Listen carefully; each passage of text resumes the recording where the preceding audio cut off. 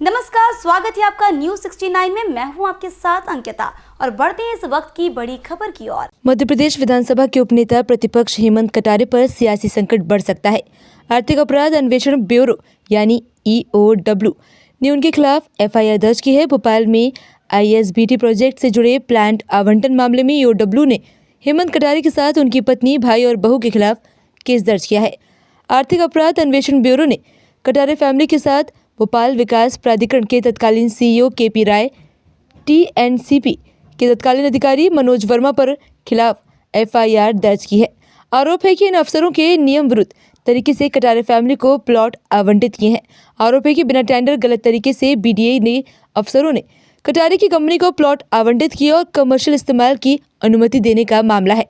FIR दर्ज होने पर हेमंत कटारे बोले कि सरकार मुझे ब्लैकमेल करने की कोशिश कर रही है। EOW पर दबाव बनाकर मुकदमा दर्ज कराया गया है। बता दें कि कांग्रेस नेता हेमंत कटारे पिछले कुछ दिनों से परिवहन घोटाले को लेकर भी मीडिया के सुर्खियों में है। पिछले दिनों भोपाल में प्रेस कॉन्फ्रेंस कर पूर्व गृह मंत्री भूपेंद्र सिंह की भूमिका पर सवाल उठाए गए हैं। मीडिया को कुछ दस्तावेज सौंपते हुए दावा किया था कि पूर्व RTO आरक्षक सौरभ शर्मा को पूर्व मंत्री भूपेंद्र सिंह का संरक्षण प्राप्त था। उन्होंने ही सौरभ को मालथौन RTO चेक पोस्ट पर नियुक्ति दिलाई थी। भूपेंद्र सिंह ने उनके आरोपों का खंडन किया।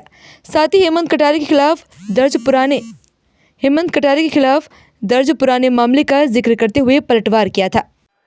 मुझे अभी अभी ज्ञात हुआ है कि EOW द्वारा मुझ पर और मेरे परिवार के ऊपर एक झूठा FIR पंजीबद्ध किया गया है।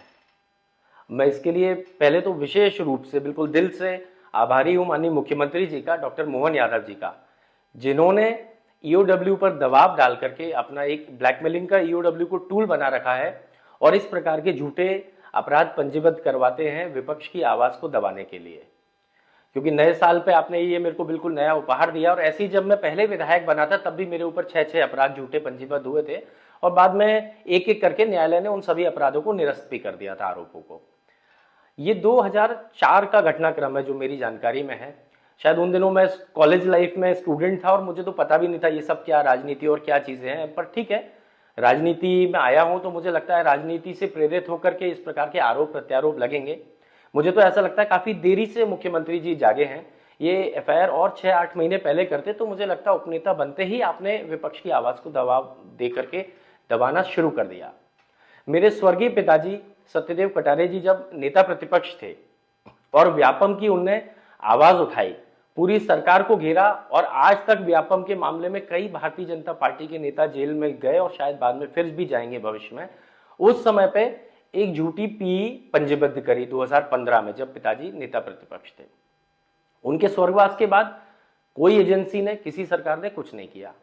आज जैसे ही मैं उपनेता प्रतिपक्ष बनकर के आया और सरकार के ऊपर भ्रष्टाचार के आरोप लगाना शुरू क्या कर दिए मैंने, तो अचानक से मैं आरोपी बन गया। जब हम पद पे नहीं होते हैं तब हम लोग पाक साफ होते हैं मध्य प्रदेश की जनता के बीच में, और जैसे ही हम लोग पद पे आ जाते हैं वैसे ही हमारा पूरा परिवार को भ्रष्टाचारी और झूठी FIR करना शुरू हो जाती है सरकार। तो ये कैसी राजनीति है? मैं तो पूछना चाहता हूं प्रदेश की जनता से और मीडिया के माध्यम से मैं पूछना चाहता हूं कि आप खुद सोचिए, क्या ये उचित है कि मेरी विधवा मां आज 70 साल की उम्र में उनके ऊपर एक भ्रष्टाचार का आरोप लगा दिया? कितना नैतिक है?